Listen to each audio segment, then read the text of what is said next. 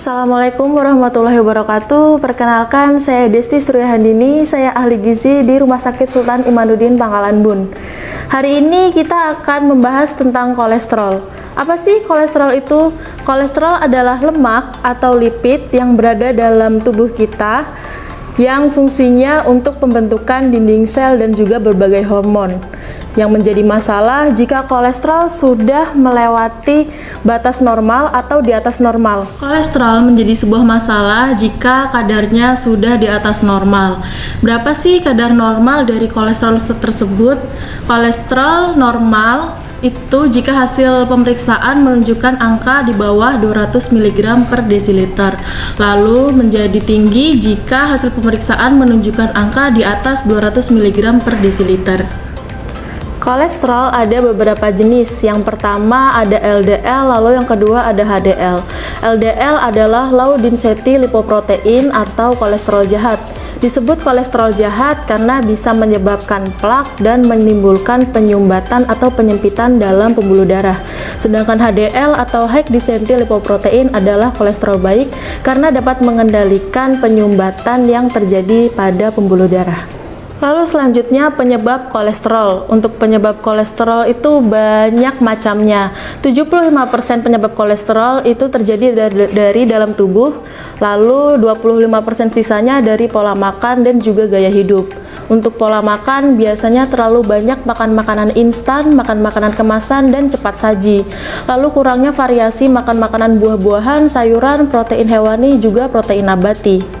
Lalu yang lain kurangnya aktivitas, pertumbuhan faktor usia, obesitas, dan penyerta penyakit lain seperti hipertensi dan diabetes. Lalu apa sih yang terjadi jika kadar kolesterol dalam tubuh itu di atas normal? Kadar kolesterol yang terlalu banyak bisa menyebabkan suatu penyumbatan dalam aliran darah.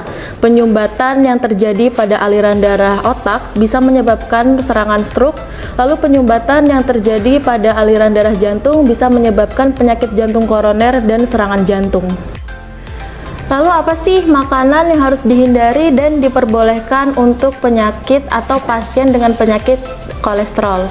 Untuk makanan yang diperbolehkan dalam bentuk karbohidrat, pasien boleh memakan makanan seperti nasi putih, nasi coklat, nasi hitam, atau kentang, dan juga ubi-ubian. Bisa juga konsumsi jagung-jagungan. Lalu yang kedua dari kategori protein nabati dan protein hewani. Untuk protein hewani bisa mengkonsumsi makanan-makanan yang tidak ada kulit atau jeroannya. Bisa menggunakan daging ayam bagian dada misalnya. Lalu untuk protein nabati bisa konsumsi tahu, tempe, dan kacang-kacangan. Untuk sayur-sayuran disarankan untuk mengkonsumsi sayur-sayuran yang tidak mengandung banyak gas. Misalnya ubi-ubian, lalu ada kentang, wortel, labu siam, toge, dan kecambah. Untuk makanan-makanan yang harus dibatasi atau harus dihindari dari kategori karbohidrat, sebaiknya membatasi makan makanan instan, misalnya mie instan, bubur instan, lalu crackers, dan keju. Untuk protein hewani bisa membatasi untuk makan makanan kulit hewan, misalnya kulit ayam ataupun kulit sapi. Bisa juga untuk membatasi atau menghindari jeroan ayam, jeroan hewan lainnya. Lalu untuk sayur-sayuran, untuk pasien kolesterol disarankan untuk membatasi sayur-sayuran yang mengandung banyak gas, misalnya kol dan lobak. Lalu untuk makanan lain yang sebaiknya dibatasi adalah makan makanan yang mengandung banyak minyak, misalnya goreng-gorengan, dan juga makanan-makanan yang bersantan kental, misalnya daging rendang. Berikut adalah tips dan trik yang bisa dilakukan untuk mengendalikan kadar kolesterol yang tinggi. Yang pertama, bisa dengan melakukan diet.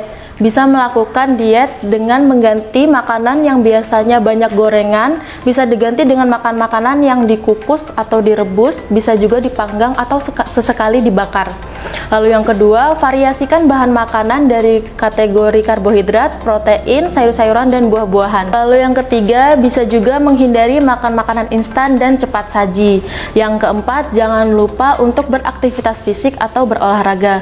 Tidak perlu berolahraga yang terlalu berat, cukup jogging atau lari, bisa juga bersepeda atau berenang kurang lebih dalam satu hari 30 menit.